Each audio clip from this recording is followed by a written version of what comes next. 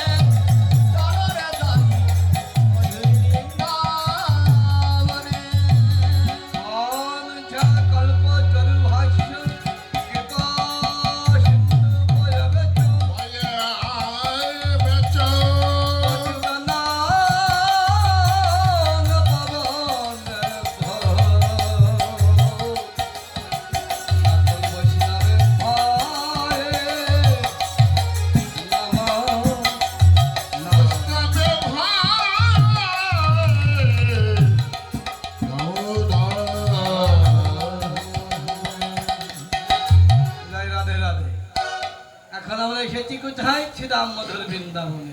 আমি শুনেছি বৃন্দাবনে যারা গিয়েছে, আমার ভাগ্যে হয়নি, হয়তো হবে বৈষ্ণবের সাধুগুরু বৈষ্ণবের কৃপা হলে। আমি শুনেছি নাকি যানবাহনের হারেলেও নাকি বলে রাধে রাধে, শুনেছি। জয় রাধে রাধে। আমরা এখন মধুর বৃন্দাবনে এসেছি, রাধে রাধে। এখান থেকে আমাদের সেই বৃন্দাবন লীলা, আপনাদের যাদের কমিটি আছেন তাদের কাছে আমার বিনীত অনুরোধ থাকবে, সেটা হলো কি আপনাদের সময়টা আমাদেরকে একটু জানিয়ে দেবেন, যাতে আমাদের আয়ত্তে থাকতে থাকতে আমরা লীলাটি সুন্দরভাবে বিশ্রাম রাখতে পারি। আর এখন এখান থেকে আমার যিনি কিবোর্ড মাস্টার সুদেব বাবু, এখান থেকে আপনাদের মাঝে এসে বৃন্দাবন লীলা শ্রবণ করবেন। এটাই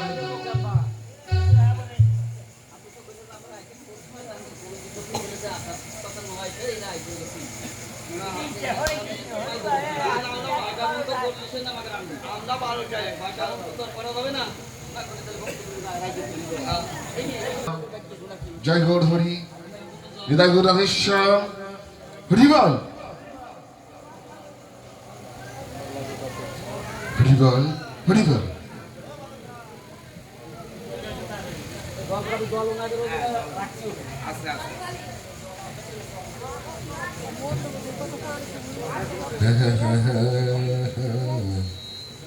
হরিবল উপস্থিত সৌদল্লভ আমার কৃষ্ণ ভক্ত, গৌর ভক্ত, ভক্তা সাধুগুরু বৈষ্ণবের রাতুল চরণে আমার অনন্ত কোটি দণ্ডবত।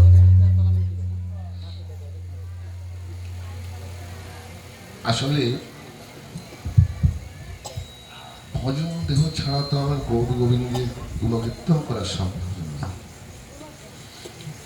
আমার গৌর গোবিন্দের গুণকীর্তন করতে হলে হরিবল এই দেহটা যে ভজন দেহের প্রয়োজন, তাই না গো? আমার তো ভজন দেহ নয়। শাস্ত্রে বললেন মুখং করতি বাচালং পঙ্গুলঙ্ঘাতে গিরি যৎ কৃপাতমহং বন্ধে পরমানন্দ মাধব। আমার মাধবের কৃপা হলে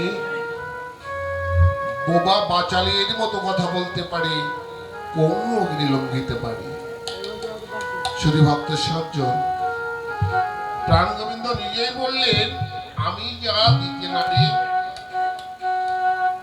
আমার গৌর গোবিন্দের ভক্ত বিন্দি তারা দিলে দিতে পারে। হরিবল।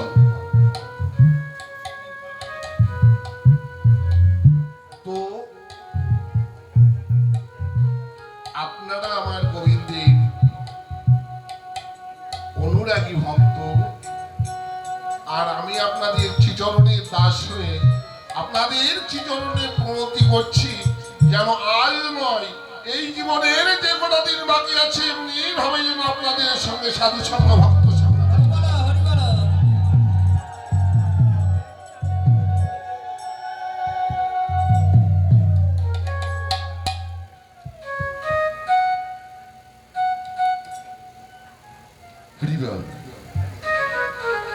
তো বাবা, অনন্ত কোটি কৃষ্ণ নাম অনন্ত মহিমা, অনন্ত মহিমা ব্রহ্মায়াদি দেব দিতে নারে সীমা, দিতে নারে সীমা।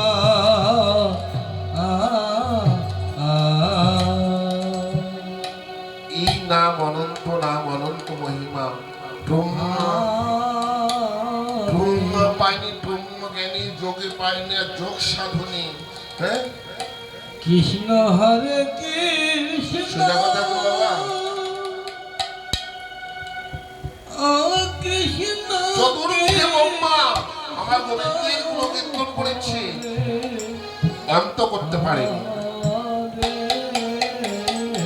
ভোলা মহেশ্বর পঞ্চানন পঞ্চমুখে নাম করেছিলেন।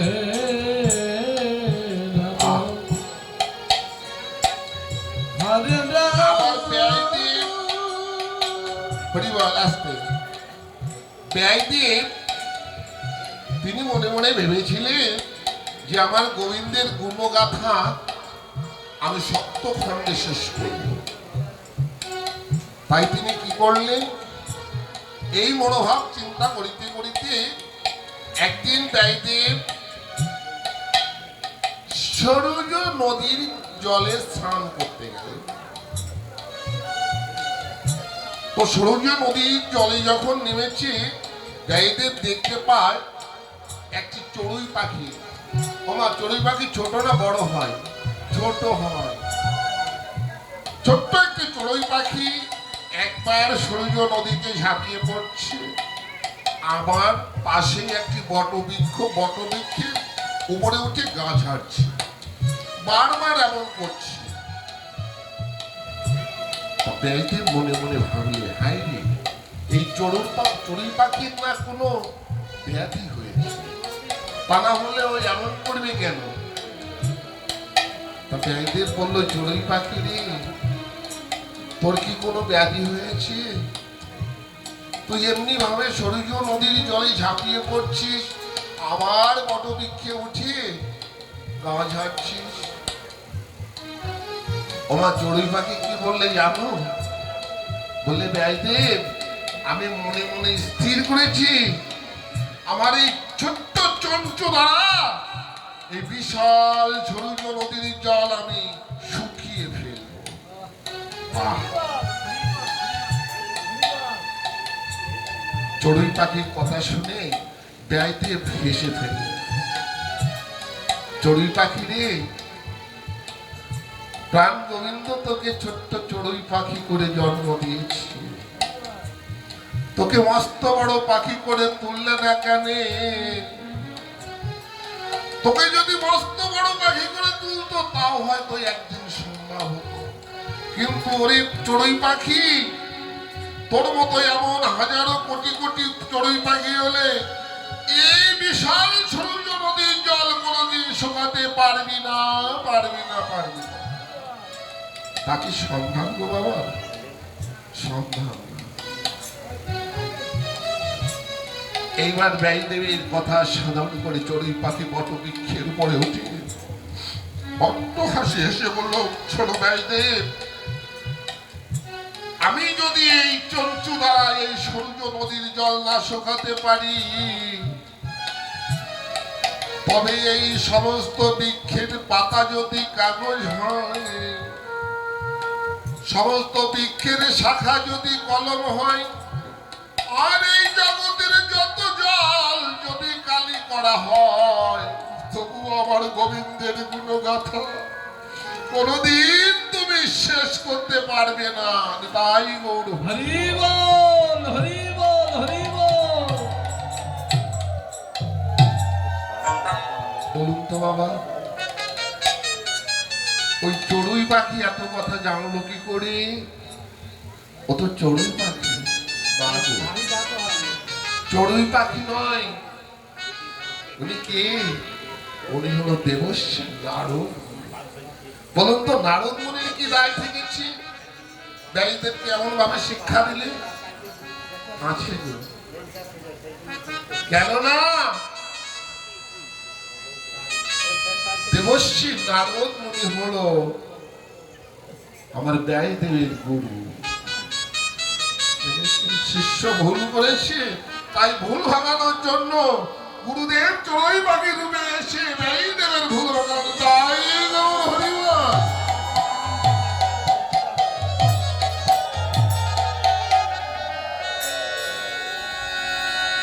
জানো বাবা, এই সনাতনী যে গ্রন্থগুলো আছে, নবলক্ষ গ্রন্থ, তাই না গো হরিবল? আমরা জানি নবলক্ষ গ্রন্থ আছে, তার ভিতরে সর্বশ্রেষ্ঠ গ্রন্থ হলো শ্রীমদ্ গীতা। আমার গীতা হলো সবচেয়ে বড় গ্রন্থ। হ্যাঁ, ব্যাসদেব গোস্বামী, সরি দুঃখিত, স্বামী নয়, বিবেকানন্দ গোস্বামী পাদ, তিনি গিয়েছিলেন লন্ডনে এই সনাতন ধর্ম নিয়ে কিছু আলাপ আলোচনা করার জন্য। তার ভিতর অনেক গ্রন্থই ছিল, সনাতনকে অবজ্ঞা করে সনাতন ধর্ম গ্রন্থখানি, এই গীতা গ্রন্থখানি তলে রেখেছিল, নিচে রেখেছিল। নিচে রেখে ওই ইংরেজরা বলেছিল, বিবেকানন্দ বলো তো, তোমার সনাতন ধর্ম শ্রীমদ্ গীতা বড় না ছোট? বিবেকানন্দ কি বলেছিল জানো না? বলেছিল, বাবা বিচার তো তোমরাই করে দেখিস, জানো এই জগতের ভার যে সইতে পারে সে কি কখনো ছোট হতে পারে? এই জগৎটা যার উপর দিয়ে রেখেছ সে কি ছোট হতে পারে? আমার জ্ঞান গোবিন্দ তার পছন্দের গ্রন্থ কোনটি জানো না? সবচেয়ে বেশি পছন্দ করতো কোন গ্রন্থ? শ্রীমদ্ ভাগবত। কেন? এই ভাগবত হলো রসের খনি, রসামৃত গ্রন্থ শ্রীমদ্ ভাগবত, তাই না? সেই গ্রন্থ রচনা করেছিলেন ব্যয়দেব, আর লিপিবদ্ধ কে করেছিল? গৌরীপুত্র গণেশ। আমার প্রাণ গোবিন্দের এই বাল্যলীলা যারা দেখেছেন তারাই বর্ণনায় ভুল করেছেন, আর আমি তো দেখিনি, শুনেছি। তো অনেক রসভঙ্গ হয়তো ভুল হবে, আপনারা নিজ নিজ সন্তান মনে করে ক্ষমা করে দিলেন। হরি